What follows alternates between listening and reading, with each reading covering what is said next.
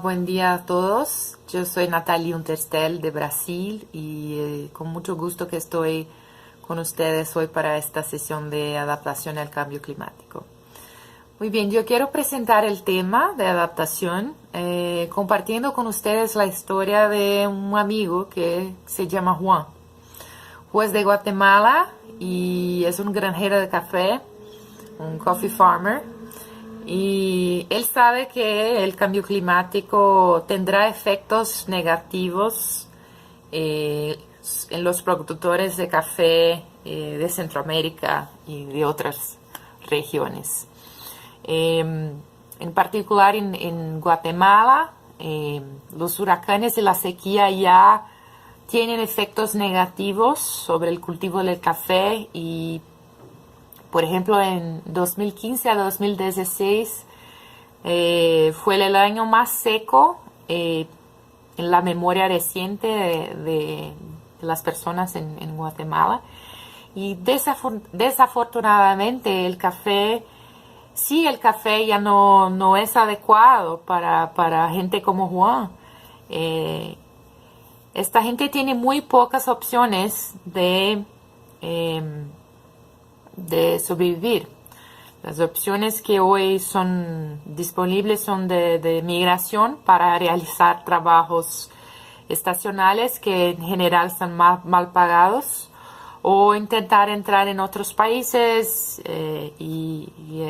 por esto no hay una perspectiva muy positiva porque esto es lo que las personas hacen, ¿sí? Entonces, por ejemplo, con un cambio del clima, la economía del café de Guatemala se torna una otra economía que tal vez no sea tan interesante como es hoy o que era en el pasado. Entonces les quería contar la historia de Juan para que durante este tiempo que tendremos hoy hablando de adaptación tengan claro que hay perspectivas de cambio del clima que son macro, que son para la economía de los países. Por ejemplo, una economía de café de países que cultivan café y tienen exportaciones muy importantes, pero también de las personas y de negocios de actores privados. Como Juan, por ejemplo, que es un granjero aquí, muy recientemente se unió a un proyecto para intentar utilizar especies que son más adecuadas para sobrevivir a la sequía prolongada. Entonces, este es un ejemplo de gente que allá no está adaptada, pero que está buscando condiciones nuevas y ajustarse a un nuevo clima que es más caliente y también más instable. Entonces, con este pequeño ejemplo de Juan, quiero les hablar que en términos de adaptación tenemos muchos tipos. Y claro, quiero les contar la definición del concepto. Después 4 tipos, en verdad son 4 comparaciones, son 8 tipos de adaptación que son más conocidas, más utilizadas y que me parecen que pueden nos ayudar a comprender qué es adaptación, cuánto hacer, cómo hacer y dónde hacerla. Entonces, creo que en la primera cosa que quiero les hablar es que, claro, existen muchas definiciones de adaptación, pero quiero les dejar una que es una de las más utilizadas y que viene del IPCC y fue utilizada también por la Convención Cuadro de Cambio Climático de las Naciones Unidas, que es una definición que creo que ustedes tienen ahí ahora con este slide, que dice que la adaptación es el proceso de ajuste al clima actual o al clima esperado y sus efectos en el sistema humano y natural. La adaptación busca moderar el daño o explotar oportunidades beneficiosas. Y en los sistemas naturales, la adaptación puede facilitar el ajuste al clima previsto y sus efectos. Entonces podemos utilizar básicamente esta definición como punto de partida para nuestra exploración de qué es adaptarse. Podemos tomar diferentes percepciones de las partes interesadas, pero creo que podemos también pensar que la primera cosa es que cuando utilizamos esta definición estamos hablando tanto de ajustes a un clima que ya tenemos, o podemos hablar de un ajuste que es para un clima futuro. Nosotros todos sabemos que hay diferentes modelos, diferentes escenarios climáticos, entonces hay proyecciones para 2030, 2050, 2100, 2200 que son muy coincidentes en términos de que la temperatura está aumentando, pero no sabemos necesariamente cuánto. Tenemos diferentes posibilidades y claro, depende de la acción para mitigación. Pero en términos de lo que nos interesa aquí, es importante considerar que cuando estamos intentando reaccionar, a nos ajustar a un clima, una nueva condición climática que ya está presente, vamos a hacer una reacción, vamos a hacer algo que ya tenemos algunas referencias históricas o presentes para tomar actitudes, hacer intervenciones. Y otra cosa que es muy diferente, porque es un otro ejercicio de toma de decisiones, es hablar del futuro y considerar que hay incertezas, ¿sí? Entonces, en este caso de pensar el futuro, podemos tanto pensar, bueno, yo puedo esperar que los efectos del cambio climático se hagan más fuertes, y ahí cuando son fuertes o más fuertes, y yo voy a tener más certeza, entonces solo voy a reaccionar cuando tengo más proximidad o más condiciones de hacerlo. Esto es lo que yo pienso que muchos políticos, yo estudié un caso de Miami, en los Estados Unidos, ellos tienen esta percepción de que, bueno, no, tenemos el nivel del mar está aumentando, está cambiando, pero solo cuando esté muy alto es que yo voy a hacer algo. Esta es una manera de tratar de adaptación. Es una adaptación futura y reactiva, ¿ok? Pero hay una otra manera que me parece mucho más interesante cuando tratamos de gobierno, de gobiernos que son que son como pensar que, bueno, yo tengo riesgos muy altos.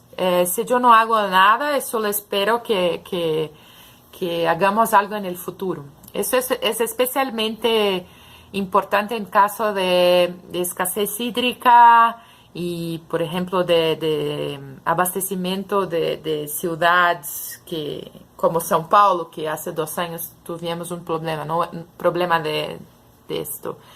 Muy bien, si yo consigo como usar diferentes escenarios y proyectar diferentes escenarios climáticos para el futuro, yo tengo un rango de posibilidades de aumento de la temperatura, pero también de modificación del sistema de lluvias. Entonces, con base en esto, yo puedo pensar y planear mejor lo que voy a hacer, ¿sí? Y puedo pensar, bueno, yo no voy a hacer todo lo que es necesario para estar adaptado a una condición de 2050. Pero, por ejemplo, si hoy yo estoy en Chile y tengo que hacer una inversión en una infraestructura hídrica, no voy a hacerlo sin considerar escenarios climáticos futuros. Claro, porque si voy a hacer una inversión muy cara y que tenga una vida útil de 50 a 60 años, tengo que considerar que el futuro va a ser diferente. Entonces hablamos aquí de 3 situaciones: reaccionar al clima actual, reaccionar al clima en futuro, o sea, dejar para el futuro la cuestión de adaptarse, pero hacerlo conscientemente. Y la tercera situación que es no, voy a planear, voy a pensar, voy a estudiar los escenarios climáticos y ahí hacer intervenciones. Esto es la realidad que muchos actores privados, públicos tienen hoy. Y creo que para ustedes es importante considerar que hay clima de hoy y clima del futuro, ¿sí? La segunda cosa que viene de esta definición del IPCC y de la Convención Cuadro es esta noción de que no tenemos solo una perspectiva de reducción de daños para adaptación. Adaptación también puede ser algo que explota oportunidades beneficiosas. Entonces, cuando pensamos en una economía, y yo quiero volver al ejemplo de este coffee farmer Juan. Para él es muy importante hacer la adaptación y reducir daños, porque si no hace algo, no va a conseguir sobrevivir. Pero la gente que está desarrollando estas semillas más adaptadas a sequía, para estas empresas o personas, pesquisadores, laboratorios de pesquisa, para ellos esto es una oportunidad. Entonces tenemos una adaptación que para ellos es un negocio, es una oportunidad para hacer nuevos productos, nuevos servicios, otro tipo de asistencia técnica, y para otros es una reducción de daños. Entonces necesitamos de las dos cosas para hacer adaptación posible. Entonces hay alguien que está desarrollando la oportunidad y otro que está tomando esto, pero para disminuir daños, ¿sí? Esa es una noción importante porque en general el discurso de adaptación es muy negativo, es siempre algo que es muy difícil, es para vulnerabilidad, pero tenemos que pensar que esto es siempre una toma de riesgos. Hay gente que es más conservadora, entonces va a hacer mucha adaptación porque tiene más miedo, y otros no, otros van a ser van a tomar más riesgos, continuar en áreas que son que no son apropiadas para vivir en 30, 40 años, pero estas son cuestiones que tenemos que lidar cuando estamos hablando de adaptación. Muy bien, yo quería entonces, utilizando esta definición y también los ejemplos que estábamos hablando antes, pensar que tenemos estos 8 tipos posibles necesariamente de adaptación. No soy diferentes, ellos se combinan, pero creo que es importante hablar de ustedes lo que significan. Entonces, la primera definición es de una adaptación que sea autónoma versus una adaptación que sea planeada. La adaptación autónoma aquí no es una adaptación espontánea, no es una adaptación automática, ¿ok? Lo que quiero decir a ustedes es que una persona que se ha adaptado durante muchos años a una nueva situación, esta es una cosa que fue aconteciendo, no necesitó de un planeamiento o de una cuestión, de una intervención, ¿sí?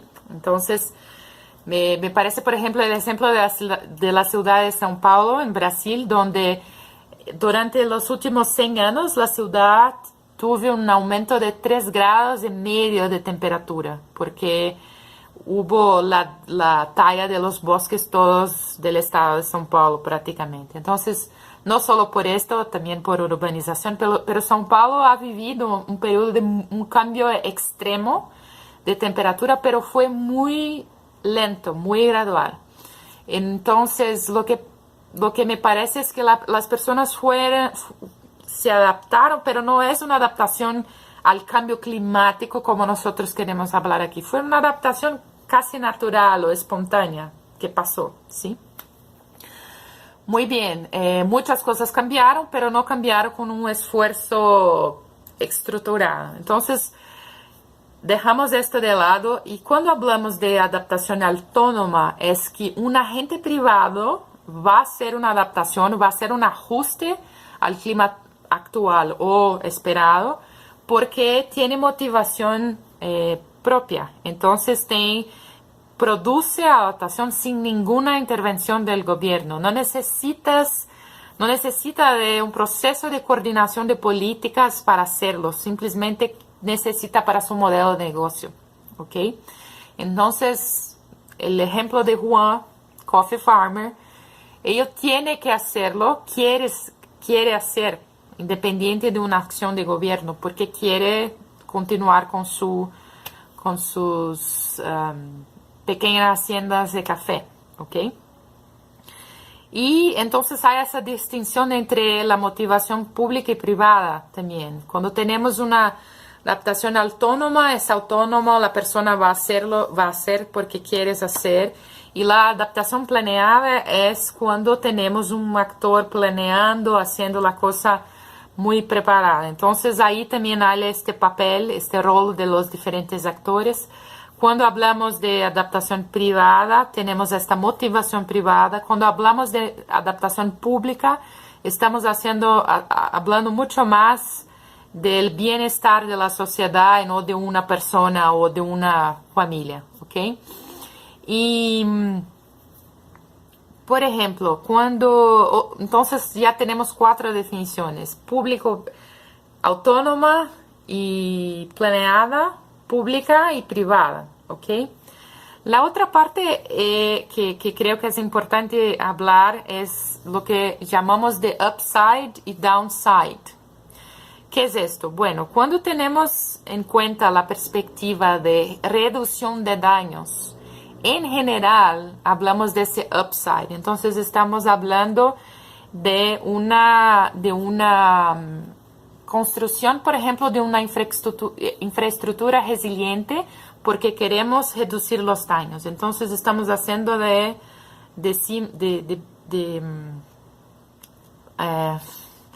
alto abajo, ¿ok? Y cuando hablamos de downside es cuando estamos intentando explotar la oportunidad. Entonces es como, por ejemplo, vamos a desarrollar el portuñol, increíble. Vamos a desarrollar una tecnología que es importante para, por ejemplo, la gente o los gobiernos poderem utilizar para campañas de salud que sean asociadas a nuevas enfermedades o enfermedades que estén asociadas con cambio climático, como por ejemplo malaria, que ahora está se moviendo a zonas donde no estaba antes. ¿Sí? Entonces vemos malaria, Zika, que están indo a otras áreas. La gente que está estudiando medicina para este tipo de enfermedades puede se beneficiar de hacerlo y ahora vender a nuevas áreas. Entonces, esto es siempre un pensamiento de lo que hago de abajo para cima, pensando upside, que es una cuestión de hacerlo porque tengo que reducir daños o hacerlo porque quiero explotar oportunidades, ¿ok? Entonces, estos son los quinto y sexto tipo de adaptación.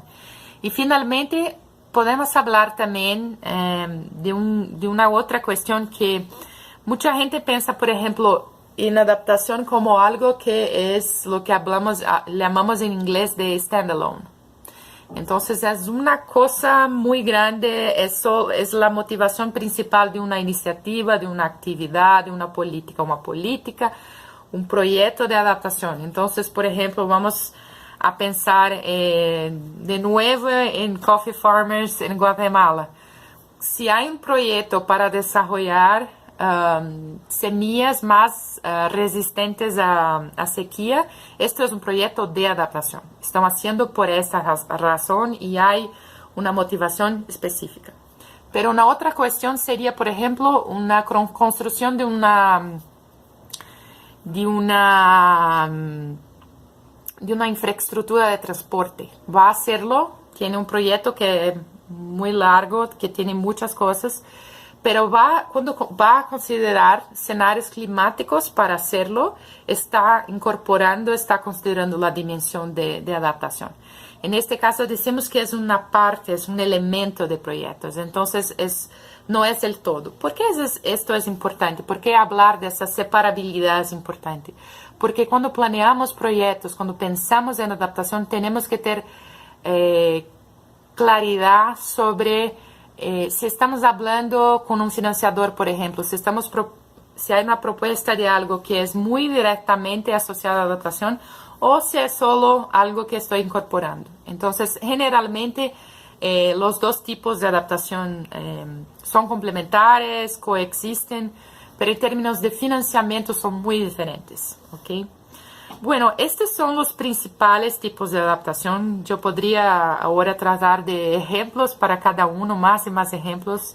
Me gustaría hablar más con ustedes sobre esto, pero creo que podríamos tratar de preguntas y pasar a una discusión de cómo estos diferentes tipos, de esas diferentes definiciones operacionales pueden nos ayudar a pensar cómo medir, cómo cuantificar y cómo aplicar, cómo implementar adaptación.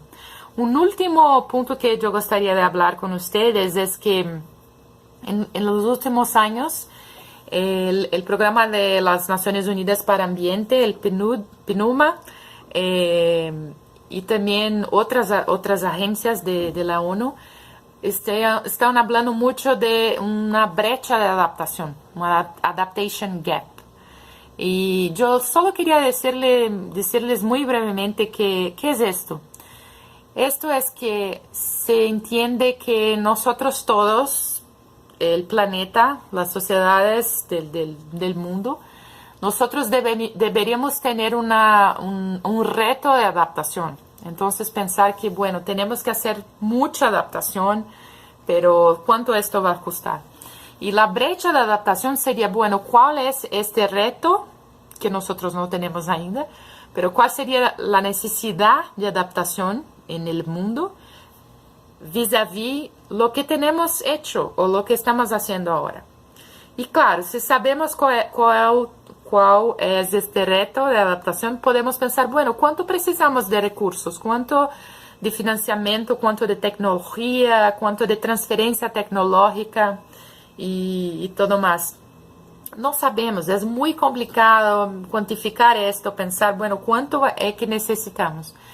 Pero la ONU y muchos pesquisadores, yo contribuí con este estudio que fue hecho de Adaptation Gap. Nosotros estamos pensando justamente qué sería el mínimo que debería ser hecho para que tengamos un mínimo de adaptación, porque claro que adaptación normalmente se piensa en términos locales, se piensa como, bueno, yo estoy aquí, vivo cerca de un río, este río puede secar, entonces, ¿qué vamos a hacer? Pero hay también dimensiones que son globales y internacionales. Entonces, si pensamos, por ejemplo, en áreas como las regiones de Pacífico, de Caribe, pueden desaparecer por cuenta del cambio climático, ¿sí? Entonces, ¿qué va a pasar con esta gente? ¿Para dónde van? ¿Quién va a aceptar migraciones de refugiados climáticos? Otra cuestión sería infraestructura que es crítica para el planeta. Entonces, áreas, por ejemplo, de puertos o canales como Canal del Panamá, Canal de Suez, son áreas que hoy son muy importantes para la economía global. Entonces, ¿qué va a hacer? ¿Qué vamos a hacer para que esto continúe operacional? ¿Sí? Entonces hay una cuestión mucho más larga aquí de que la adaptación no es solo una cuestión que importa a mí y a ustedes porque somos ciudadanos de una determinada ciudad, país, región, pero también del todo. Y bueno, ahora pasamos entonces a una discusión y me gustaría mucho que ustedes pudiesen traer ejemplos de sus regiones, países, ciudades a respecto de esto. Gracias.